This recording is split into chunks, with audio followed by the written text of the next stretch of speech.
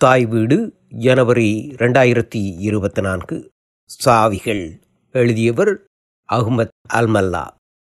அஹ்மத் அல்மல்லா அவர்கள் பாலஸ்தீனில் பெத்லகேம் நகரைச் சேர்ந்தவர்.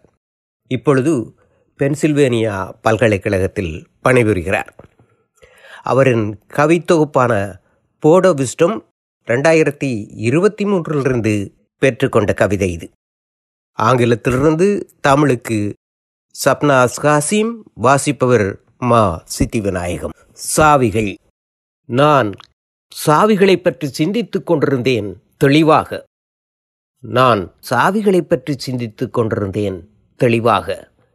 கை அவற்றை பூட்டுக்கு நெருக்கமாக பிடித்துக் கொள்கிறது. எதுவும் திரும்பவில்லை.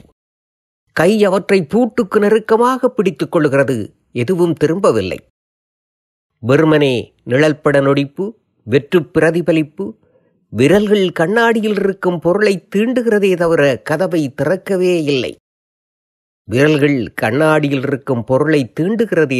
கதவை திறக்கவே இல்லை. மேலும் அந்நாளில் என்னால் திறக்க முடியாதிருந்த போது அக்கதவு வெறும் ஒரு கதவாயிருந்தது, தடையறனாக அல்ல.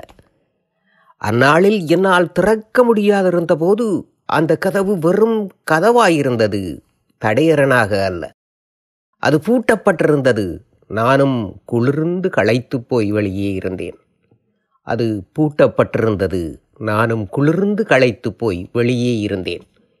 என் விரல்கள் கட்டுப்பாடற்று உறைந்து விறைத்து போயிருந்தன. ஆனாலும் பிடிபட்டன.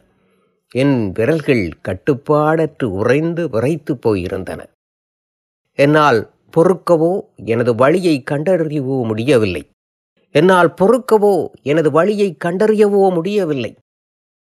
டொட் டொட் டொட் என கவிதையில் வரும் ஒவ்வொரு இடைவெளி புள்ளிகளுக்கும் என்ன நடந்ததென நான் யோசித்தேன்.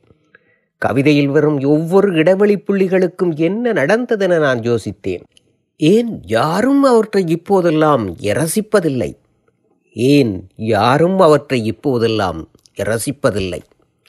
துண்டிப்பதிலோ நிறைவேற்றிருப்பதிலோ அப்படி என்ன தவறு இருக்கிறது? நன்றி.